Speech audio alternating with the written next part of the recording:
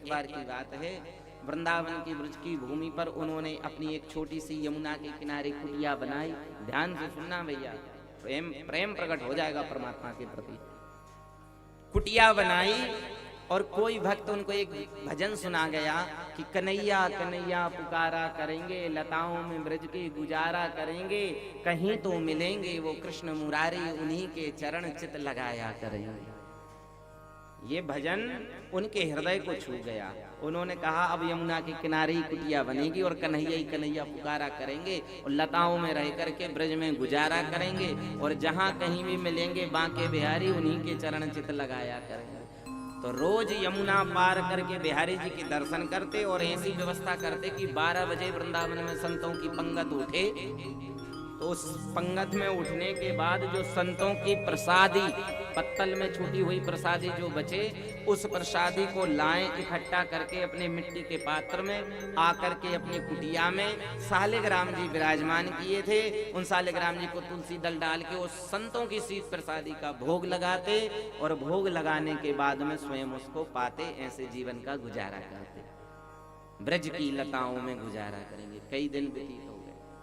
एक दिन की बात, एक दिन माधवदास जी भगवान जी की छवि को निहारते निहारते थोड़ा सा विलंब हो गया, भूख लगी एकदम से। अब बिहारी जी से एकदम आए, भागे भागे भागे आए तो यहाँ देखा कि संतों की जो पत्तल है वो कचड़े दान में जाने वाली थी। अरे भैया रुको रुको भैया रुको।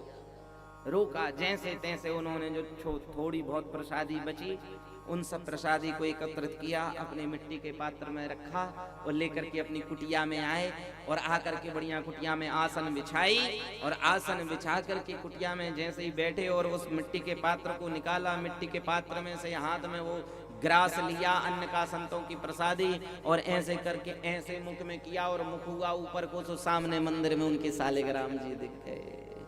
हाय अपराध हो गया, आज ठाकुर जी को भोग नहीं लगा पाए, अब क्या करूं।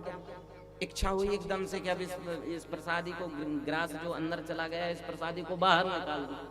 फिर विचार आया नहीं, यदि बाहर करूंगा तो लोग क्या कहेंगे, संत अपराध हो जाएगा कि संतों की शीत प्रसादी को खा करके उगल रहे हैं। नहीं नहीं उगलूंगा नहीं। एक मन किया कि चलो अंदर ही ले जाऊं, यदि खा लूंगा तो फिर भगवान को भोग नहीं लगा, अब क्या करूं। और ऐसे दुखी हो गए कि हे प्रभु ये क्या हो गया आज, ये तो बड़ा अपराध हो गया, बिना भगवान को भोग लगाए हुए मैं प्रसाद पा लिया। अब पछता रहे हैं। संतन को यह शीत प्रसाद गयो मुख में नहीं, जात गिरायो और लीलत लाज लगे मन में, मनमोहन को नहीं भोग लगायो।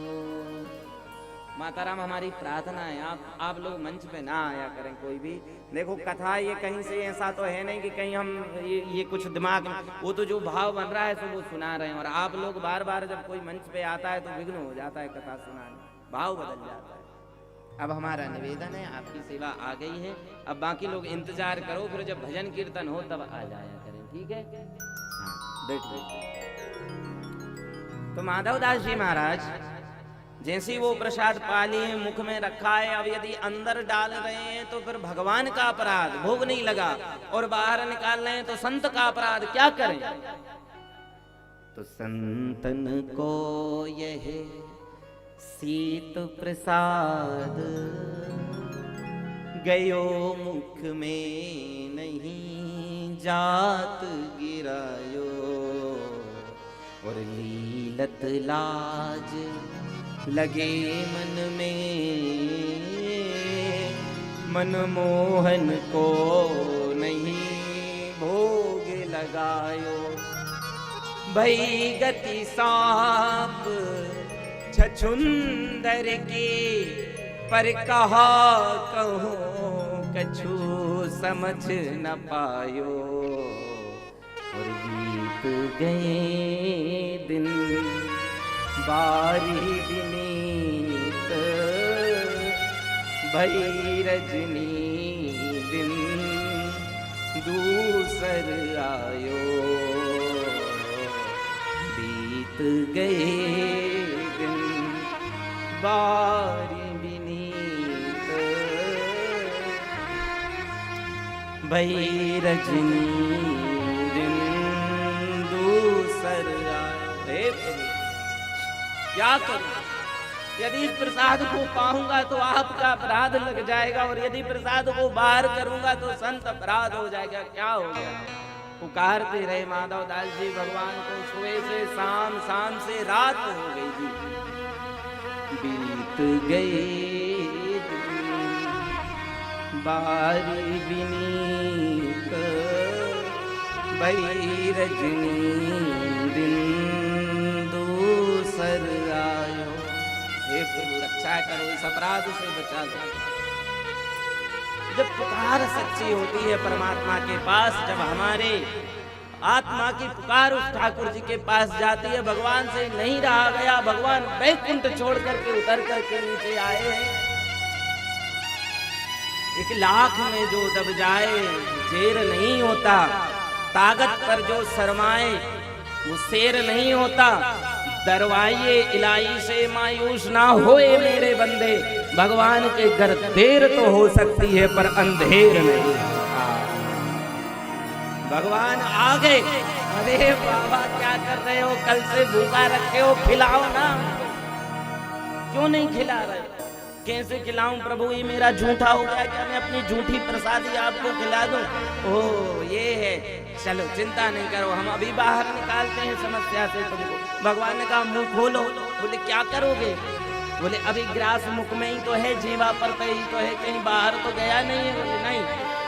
बोले फिर एक काम करिए, वो ग्रास मुंह खोलो, मैं उस ग्रास में से आधा ग्रास निकाल करके और अपने मुख में पालूंगा, तो मेरा भोग भी लग जाएगा, तुम्हें निकालना भी नहीं पड़ेगा, और फिर उस ग्रास आधे ग्रास को तुम पा जाना, तुम बच जाओगे। ऐसी कवन प्रभु की प्रीत। ऐसा प्रेम करने वाले हैं भगवान। महात्मा ने कहा नहीं, मैं अपनी झूठी प्रसादी नहीं दूंगा। कहा अरे इतने दिन से वृंदावन के भक्तों की प्रसादी झूठी ला ला करके मुझे पवा रहे हो, एक और संत सही तुम शरीर, तुम्हारा भी झूठा मैं पाने को तैयार हूँ। और भगवान छिपट गए। माधव दास जी ने सोचा ना, मैं अपना झूठा नहीं खिलाऊंगा परमात्मा को।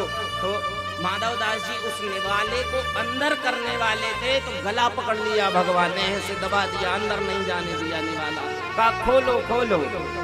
माधव मगन भये मन में, जब माधव ने इतरायो, और छीना जबटी हुई ना जब, तो बीज गिरे निज भूमि पर, दीन बंधु ने बीन बीन के खायो। दाने गिरे मुख से माधव दास जी के, भगवान रेत के कणों में से उन दानों को साफ कर करके, और भगवान उस दानों को पा गए। मेरे भक्त का कभी प्रण छूटना नहीं चाहिए, ना मैं भक्ता प्रण सकी, मैं अपने भक्त को कभी दुखी नहीं दूं। ऐसी भावना, ऐसा प्रेम भगवान से जब होता है तब भगवान की प्राप्ति होती है। भगवान हृदय से लगा दिए माधव।